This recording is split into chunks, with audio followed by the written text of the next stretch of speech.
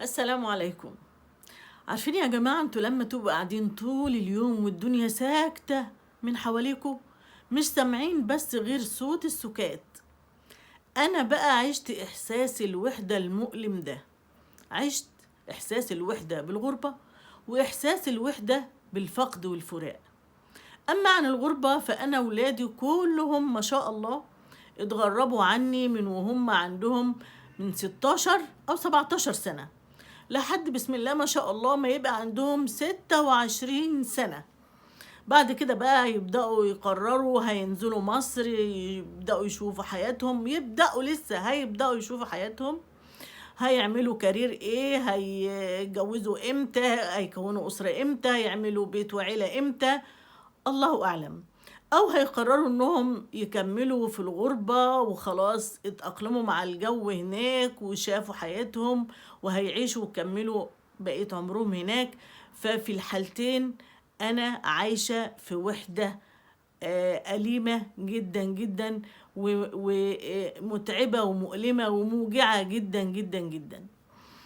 أما عن إحساس الوحدة بالفقد والفراق، فأنا ناس حبايبي من عيلتي وهم أهلي وناسي كتير كتير واتكتب عليا، ده قدر من عند ربنا، والموت ده اللهم لا اعتراض، آجلا أو عاجلا هو جاي. فأنا اتكتب عليا إن أنا أشوف مشهد الموت والاحتضار قدام عيني أكتر من مرة، وفقدت ناس كتير قوي من أهلي ومن حبايبي، طيبين جدا، ناس جميلة جدا، ناس فعلا سايبة بصمة وأثر جواك يوجعك.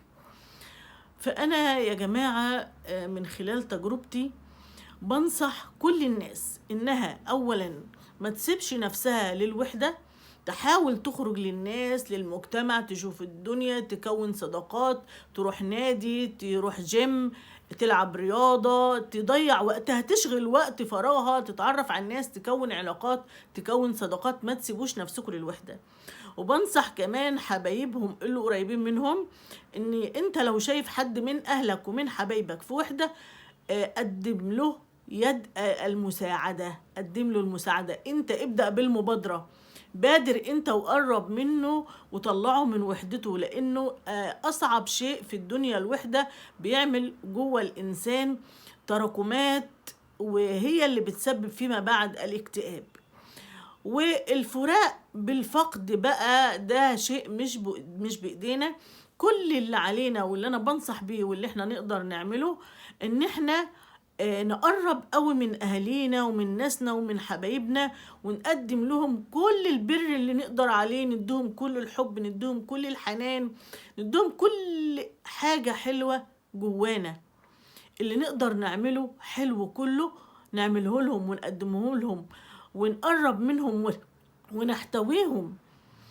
فعشان كده لو لا قدر الله احنا افتقدناهم، الحاجات اللي احنا عملناها لهم دي الجميلة دي اللي اسعدتهم في الدنيا هتهون علينا شوية ألم الفراق.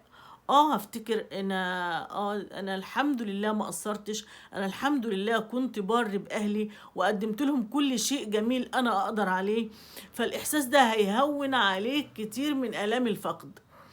فصدقوني يا جماعة، يعني من خلال تجربتي واللي سببت عندي مشاكل نفسية وتراكمات صعبة كتير ما قدرتش اتحرر منها، ما نسيبش نفسنا للوحدة ابدا. نحاول نتخطى آلام الفقد والفراق باننا وحبايبنا على قيد الحياة نبادر ونلحق نفسنا. يعني لما تشوف الفيديو ده بقى الحق نفسك، لما كنتش بتعمل بر مع اهلك ومقرب منهم، اعمل كده، قرب منهم، قدم لهم كل حاجة حلوة تقدر عليها، الحق نفسك. ويعني ما تخليش الدنيا تاخد منك حبايبك بالغربة. حاول على قدر الإمكان إذا كنت تقدر تخلي حبايبك ييجوا ويقربوا منك ويعيشوا معاك حياتك، هيكون أفضل بكتير قوي. واشوفكم في فيديو جديد إن شاء الله، والسلام عليكم ورحمة الله وبركاته.